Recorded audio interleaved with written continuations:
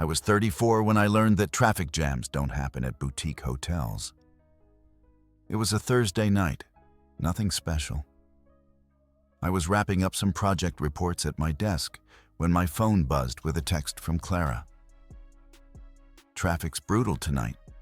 Might be 2 hours late. Sorry, love." I stared at the screen for a moment. 2 hours felt excessive, even for our city's worst rush hour. Over the past month, she'd been coming home later and later, always with perfect explanations. Client meetings that ran over, emergency presentations, last-minute conference calls that couldn't wait. But something about this particular message felt rehearsed. Like she'd typed it out, deleted it, and retyped it until it sounded casual enough. My gut whispered something I didn't want to hear. I opened the location sharing app we'd set up years ago, back when we actually worried about each other's safety. Her little blue dot appeared on my screen, and my stomach dropped. She wasn't stuck on any highway. She wasn't even near one. The dot sat perfectly still at the Grand Crest Boutique Hotel downtown, a place neither of us had ever mentioned, about 20 minutes from her office. I sat there for what felt like an hour, but was probably only a minute, processing what I was seeing. My wife of 8 years was lying to me in real time, sitting in some hotel while texting about traffic delays. The same woman who'd been distant lately, working late constantly, who suddenly needed privacy every time her phone buzzed. Then something clicked in my head. If she could send me casual lies, I could send her something that would shake her entire world. I typed carefully, deliberately. "No problem. Forwarding your live location to your boss's wife, your boss, and your parents. They'll understand the traffic." Blake Warner, her coworker, the name she'd dropped too many times in recent conversations. Always Blake suggested this, or Blake thinks that. I'd met him once at the company Christmas party, a married guy with 2 kids who couldn't stop complimenting my wife while his own stood awkwardly beside him. I hit send and set my phone down on the desk. 18 seconds later, my phone started ringing. Her name flashed on the screen, but I let it go to voicemail. It rang again immediately, then again. A text popped up. "Stop, please. I'm coming home right now. Don't send anything. I can explain." I couldn't help but smile grimly at my screen. Funny how quickly traffic cleared up when panic set in. Another call. This time, I answered. "What's wrong, honey? Thought you were stuck in traffic." "Please, just please don't send anything to anyone. I can explain everything when I get home." Her voice was shaking in a way I'd never heard before. Gone was the confident woman who'd been lying so smoothly for weeks. "Explain what exactly? How the GPS must be malfunctioning? How hotels look just like highway traffic jams these days?" Silence on the other end, except for what sounded like a car door slamming and an engine starting. "I'm leaving now. Just wait for me to get home. We need to talk." "Oh, we definitely need to talk. Drive safe. Wouldn't want you to get caught in any genuine traffic this time." I hung up and leaned back in my chair. 8 years of marriage, and it had come to this. Part of me felt disappointed, but honestly, another part felt almost relieved. The weird behavior, the distance, the constant excuses, it all made sense now. Like finding the missing piece of a puzzle you didn't know you were solving. My phone buzzed with another text. "Please don't contact anyone yet. Give me a chance to explain first. I'm sorry." Sorry. As if sorry could undo months of lies and deception. As if sorry could make me forget that while I was home thinking she was working hard for our future, she was actually planning hotel meetups with another woman's husband. I didn't respond. Let her panic for the entire drive home. Let her wonder what I might do next, what I might already know. After all the sleepless nights I'd spent wondering why my wife seemed like a stranger, she could handle 20 minutes of uncertainty. The irony wasn't lost on me. She'd been treating our marriage like a joke for months, and now she wanted immediate forgiveness because she got caught. But I wasn't the same trusting husband she'd left that morning. That version of me died the moment I saw that little blue dot at the Grandview Hotel. 23 minutes later, I heard tires screeching in our driveway. The front door burst open, and there she was. Hair disheveled, makeup smudged, looking like she'd just run a marathon in heels. "Did you send anything? Please tell me you didn't send anything yet." I was sitting calmly on our couch, a beer in my hand, looking at her like she was a stranger, which, in many ways, she was. "Hello to you too. How was traffic?" "Stop it. Just stop with the sarcasm and tell me what you've done." "What I've done? That's interesting phrasing." I took a slow sip of my beer. "I checked my wife's location and found her at a hotel instead of stuck in traffic. Then I responded accordingly." She collapsed into the chair across from me, her hands shaking. "It's not what you think." "Oh, I think it's exactly what I think. You've been cheating on me with Blake Warner. The same Blake you've been mentioning constantly for the past 2 months. The same Blake who couldn't keep his eyes off you at the Christmas party." Her face went white. Actually white, like all the blood had drained out of it. "How did you know his name?" "Lucky guess. Or maybe it's because you talk about him more than you talk about me these days." "We were just discussing a work project. The hotel has conference rooms." I almost laughed. At 7 p.m. on a Thursday? In a boutique hotel's conference rooms? Come on, you're insulting both our intelligence now. She tried a different approach, her voice softer, more desperate. "Okay, yes, we've gotten close. But nothing physical has happened. We were just talking." I pulled out my phone and showed her the screenshots I'd been saving. Location history going back weeks. "Interesting, because according to this, you've been just talking at that same hotel 3 times in the past 2 weeks, always during your supposed overtime hours." The color drained from her face completely. She hadn't realized I could see location history, hadn't thought that far ahead in her planning. "And those late nights at the office?" I continued, my voice steady and calm. "I called your work line last Tuesday at 8 p.m. when you said you were working late. Voicemail. Building was empty. You've been checking up on me. I've been trying to figure out why my wife turned into a stranger. Why she stopped wearing her wedding ring to work. Why she suddenly needed privacy when texting. Why she started doing laundry separately so I wouldn't see her clothes. Each point hit her like a physical blow. She'd thought she was being careful, but I'd been paying attention, noticing the small things that didn't add up. The overtime story was creative, though," I said. "Really had me convinced you were working toward that promotion until I realized the promotion you mentioned doesn't even exist in your department." Her phone started buzzing on the coffee table. She looked at the screen, and her face went even paler, if that was possible. "Blake?" She nodded miserably. "Let me guess. He's panicking because he thinks his wife might find out." She didn't answer, just stared at her buzzing phone like it was a bomb. "His wife doesn't deserve this," I said quietly. "She's a good person."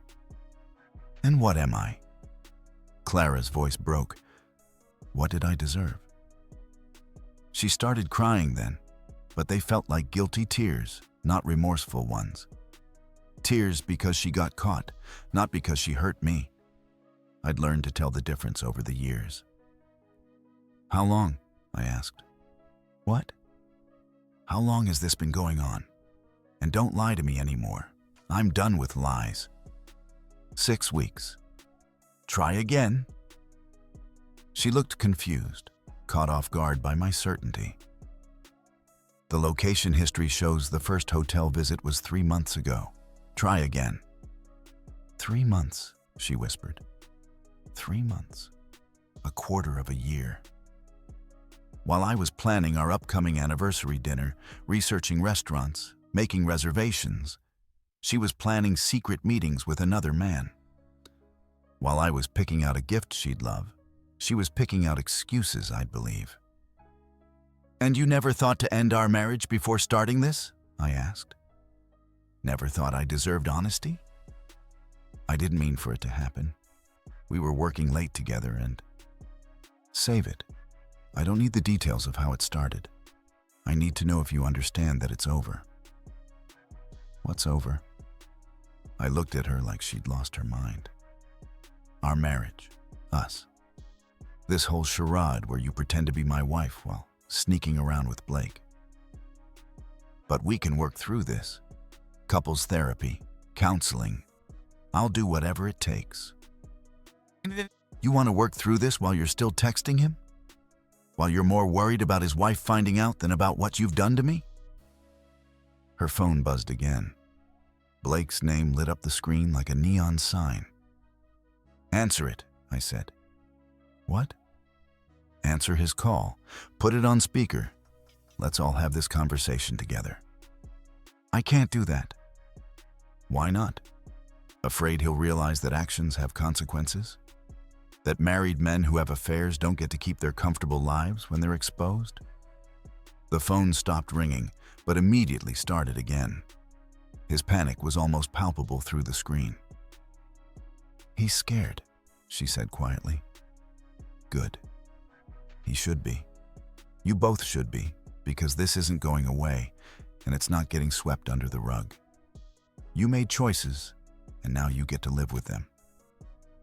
I stood up and headed toward our bedroom. Behind me, I heard her voice, desperate and breaking. "Where are you going?" "To pack some of your things.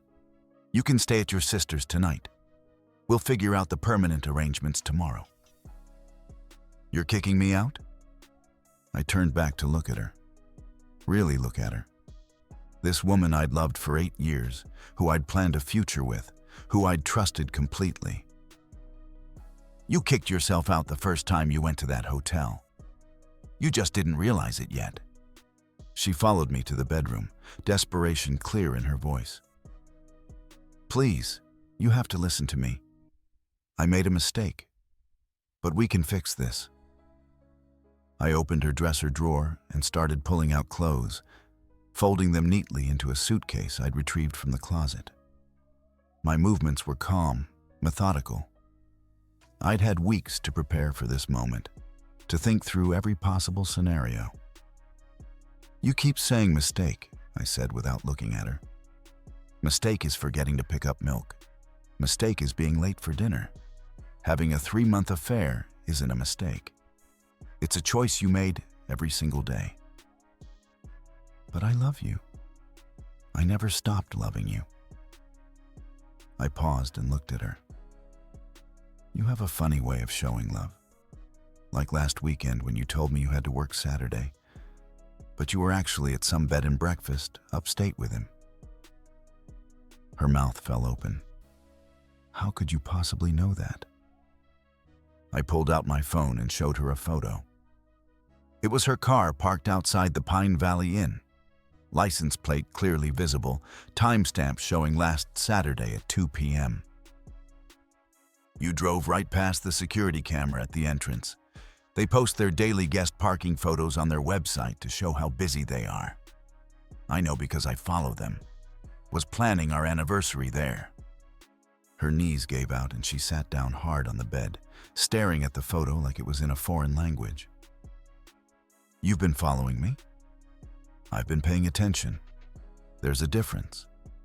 When your wife starts acting like a stranger, you notice things. Like how you suddenly needed a separate credit card for work expenses, or how you started putting your phone face down during dinner." I continued packing while I talked, moving efficiently through her things. The bed and breakfast was clever, though. Further from the city, less chance of running into anyone you know. Except you forgot that I follow their social media because I was thinking of surprising you there for our anniversary. Our anniversary? Her voice was small. Yeah, our anniversary, which is in 3 weeks. The same anniversary I've been planning a surprise dinner for. The same anniversary you've been too distracted to even mention. I moved to her makeup table and started gathering her toiletries. You want to know when I first knew something was wrong? 2 months ago, when you started showering immediately after coming home from work, every single day. You never used to do that. I was just tired and you started using a different perfume.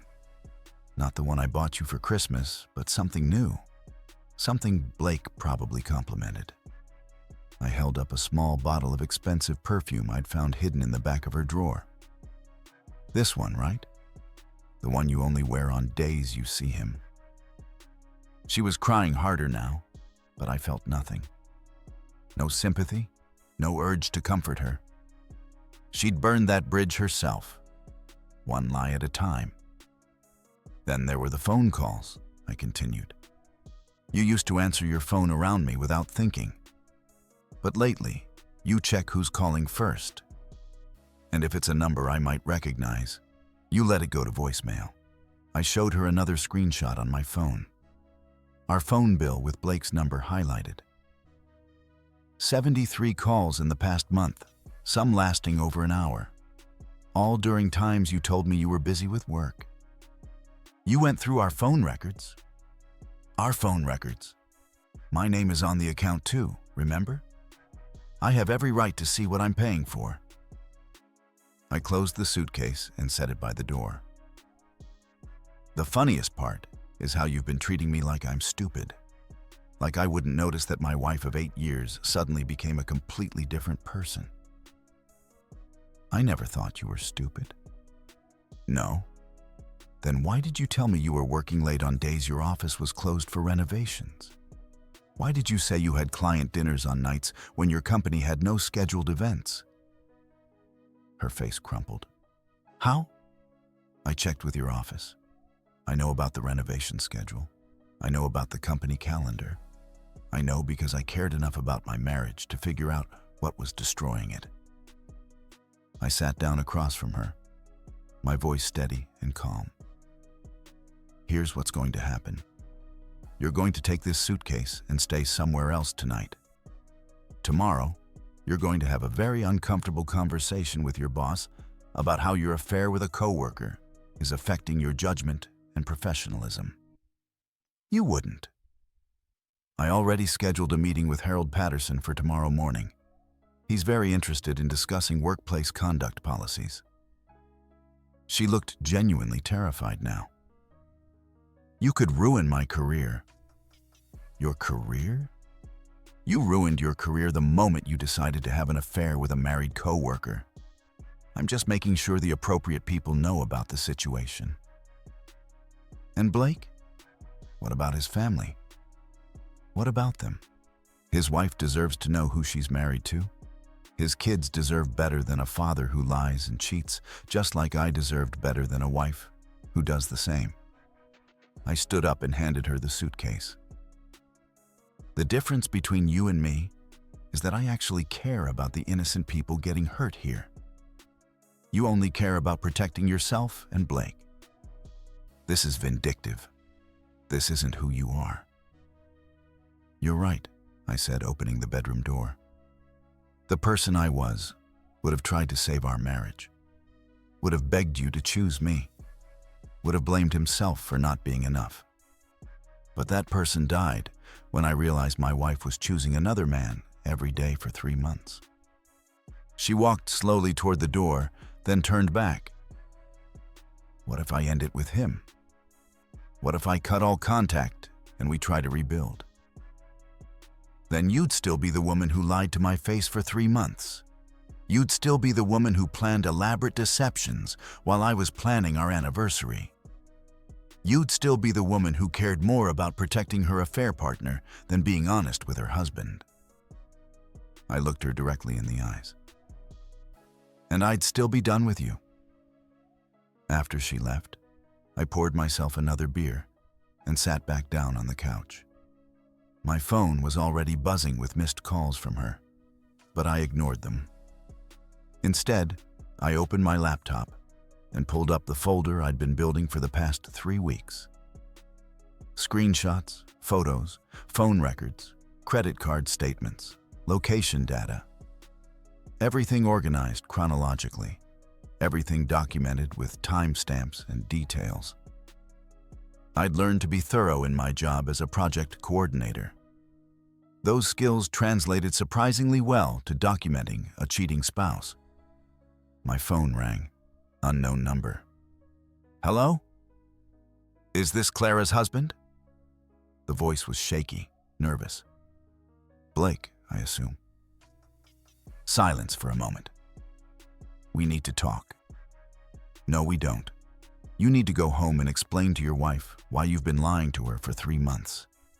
That's between you and her. Look, I know you're angry, but this doesn't have to destroy everyone's lives. I laughed, and it wasn't a pleasant sound. Destroy everyone's lives? You destroyed your own life when you decided to cheat on your wife. You destroyed my life when you decided to help my wife lie to me. I'm just making sure the truth comes out. What do you want? Money? You think this is about money? You think I'm trying to extort you? Then what do you want? I want you to face the consequences of your actions. I want your wife to know who she's married to. I want my wife to understand that choices have results. And I want both of you to stop treating this like some minor inconvenience that can be bought or negotiated away. My kids don't deserve this. You're absolutely right. Your kids deserve a father who doesn't lie and cheat. Unfortunately, that's not who you are. Please, just think about... I hung up on him. 20 minutes later, my phone buzzed with a text from an unknown number. This is Lillian Warner, Blake's wife. Can we please talk?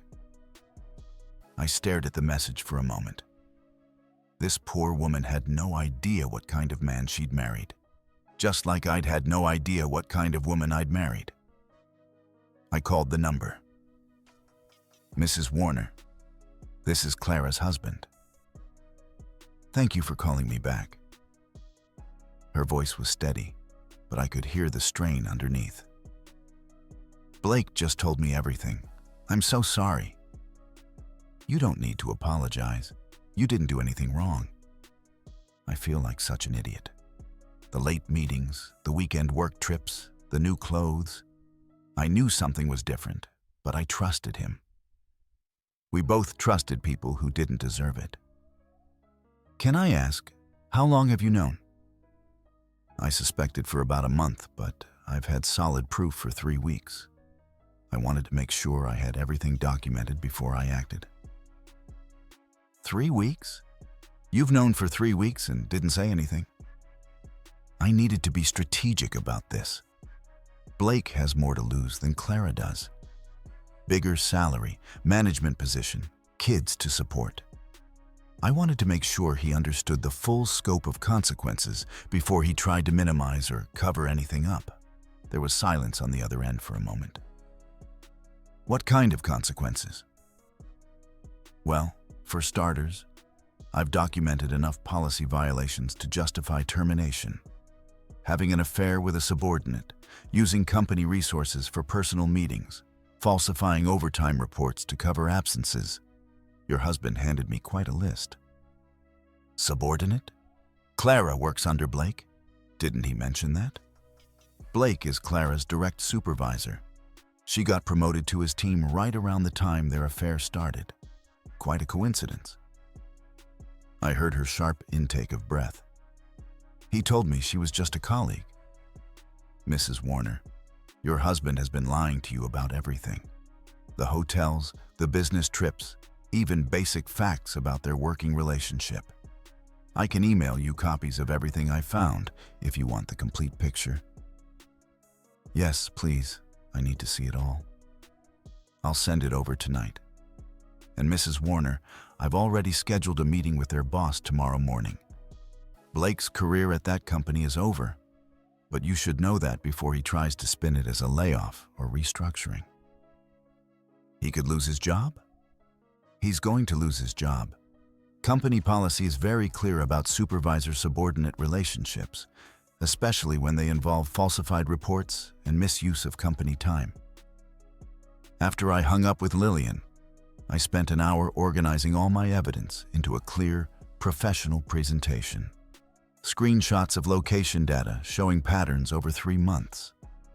Copies of falsified overtime reports where Blake approved Clara's claims for hours she spent with him at hotels. Documentation of company policy violations, each one cross-referenced and time-stamped. Everything Blake and Clara thought they'd hidden, laid out in undeniable clarity. My phone buzzed again. Text from Clara. Blake says you're trying to get him fired. This is going too far. I called her immediately. Going too far? I haven't even gotten started yet. You can't ruin his whole life because you're angry at me. I'm not ruining his life. He ruined his own life. I'm just making sure everyone knows about it. He has children. And he should have thought about them before he decided to cheat on their mother. Just like you should have thought about our marriage before you decided to cheat on me. This is vindictive and cruel. You want to know what's cruel? Lying to someone for 3 months while they plan your anniversary dinner? Cruel is letting me worry that I was losing my mind when I sensed something was wrong. Cruel is making me feel like a paranoid husband when I was actually a betrayed one. So you're going to destroy both our careers? I'm going to let your boss decide if employees who lie, cheat, and violate company policy deserve to keep their jobs. I'm going to let Blake's wife decide if she wants to stay married to a man who lies to her face. And I'm going to let you live with the consequences of your choices. What about forgiveness? What about second chances? Those are for people who confess their mistakes and ask for forgiveness. You got caught. There's a difference. I hung up and finished preparing my presentation for tomorrow's meeting. Blake had no idea what was coming, but he was about to learn that actions have consequences. And Clara was about to discover that the comfortable life she'd been living while cheating was about to become very uncomfortable indeed. The next morning, I woke up to 17 missed calls and dozens of text messages. Word was spreading fast. At 9 a.m. sharp, I walked into the offices of Reynolds Marketing Group with my laptop bag and a folder full of printed documents. Harold Patterson, the regional manager, was waiting in the conference room with 2 people from HR.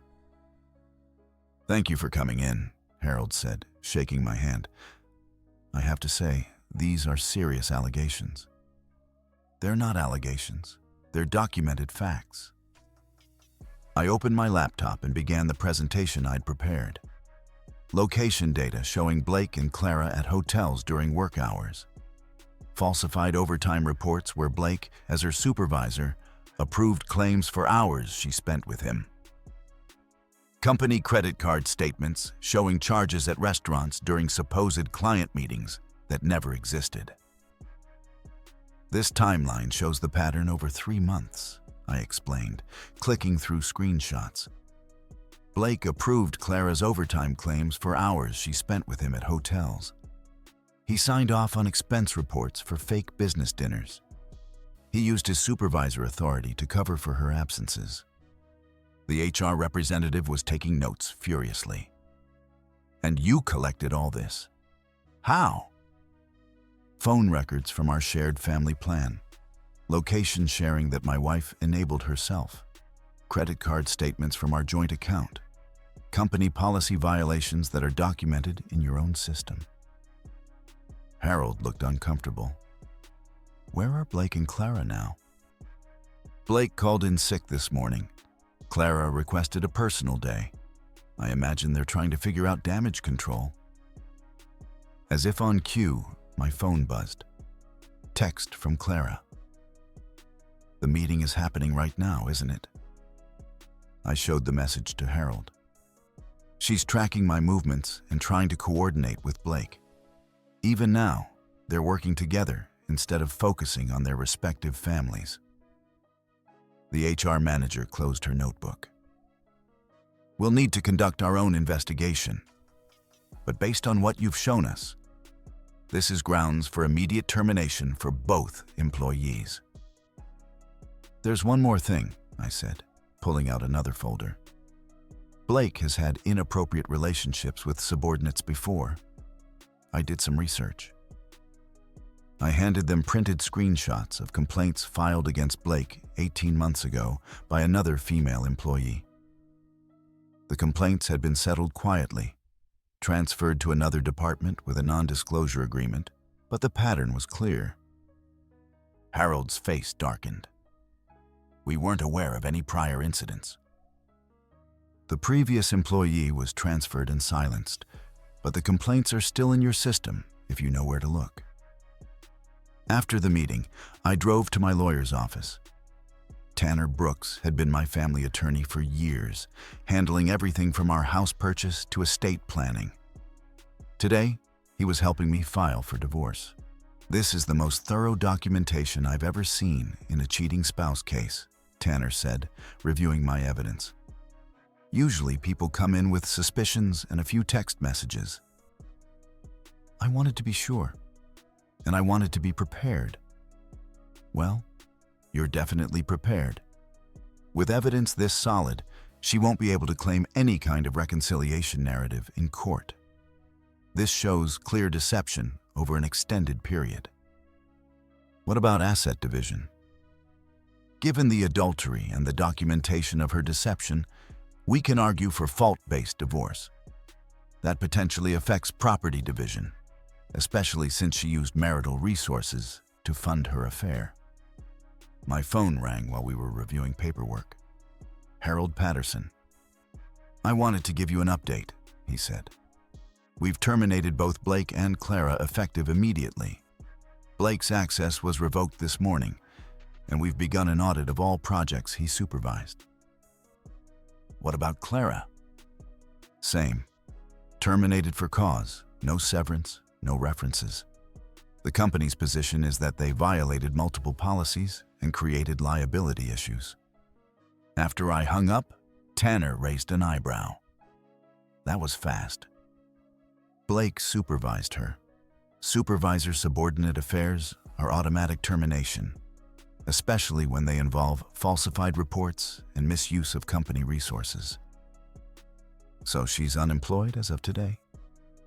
"Unemployed, facing divorce proceedings, and about to discover that her affair partner's wife is filing for divorce too. Blake's going to be paying child support for 2 kids and alimony to his ex-wife.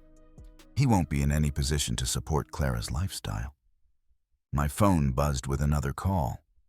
Lillian Warner. "I just wanted to thank you," she said when I answered. "I filed for divorce this morning. My lawyer says the evidence you provided makes this straightforward."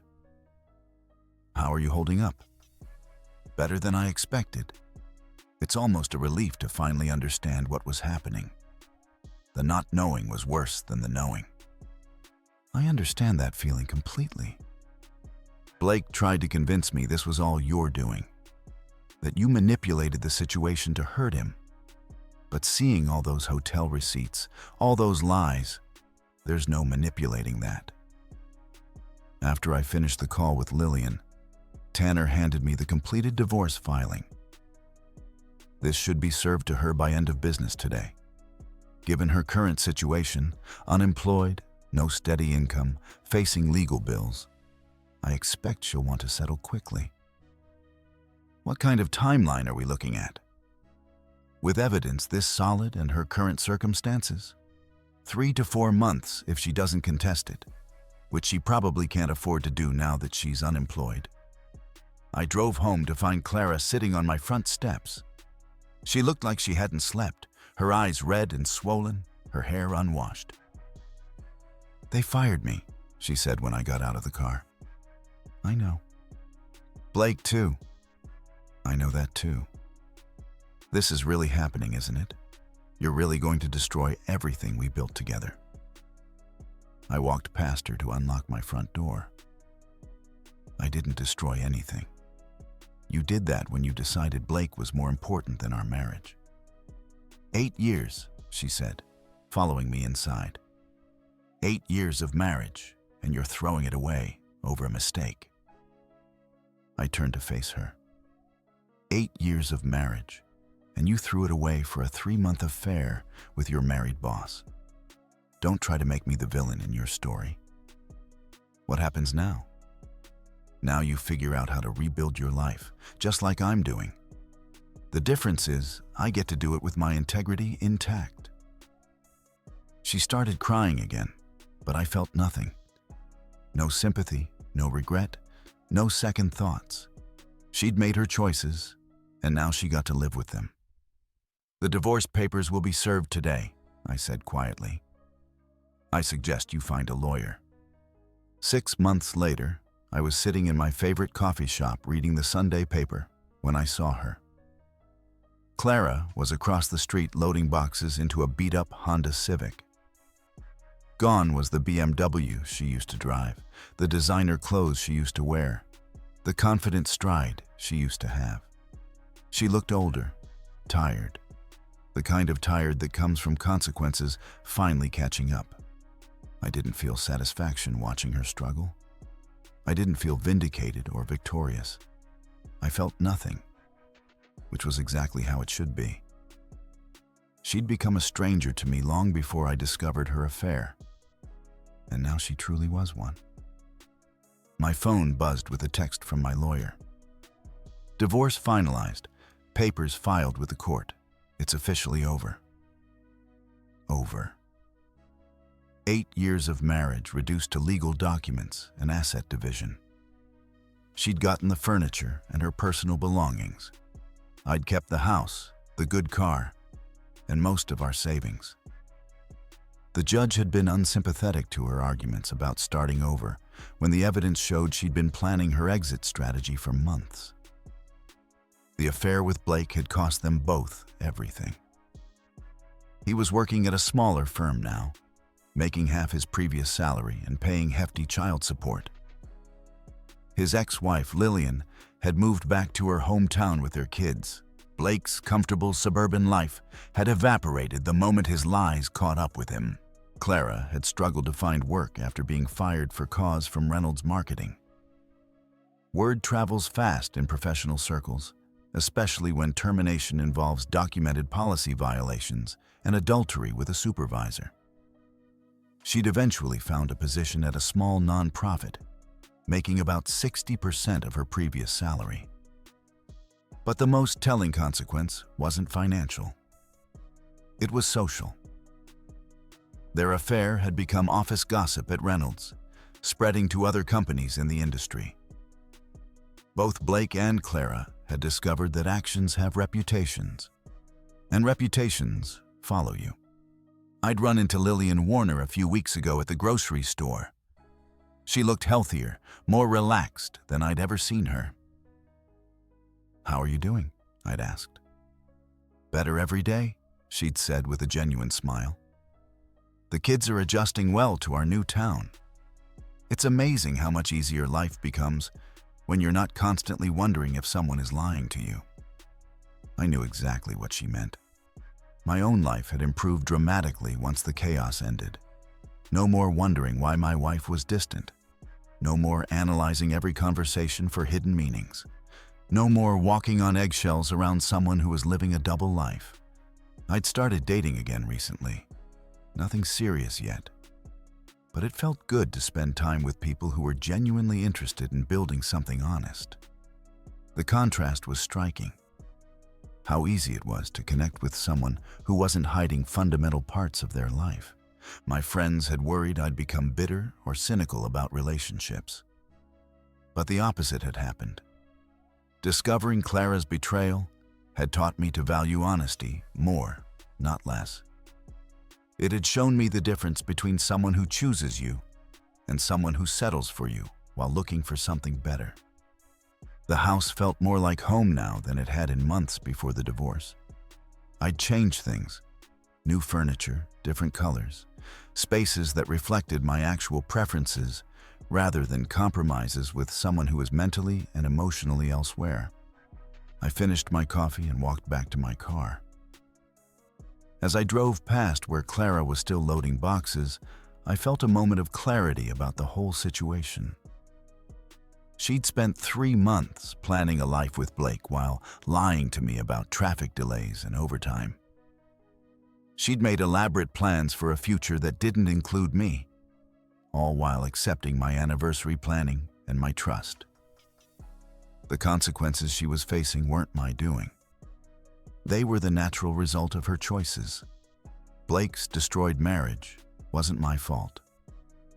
It was the predictable outcome of his decision to cheat on his wife with a subordinate.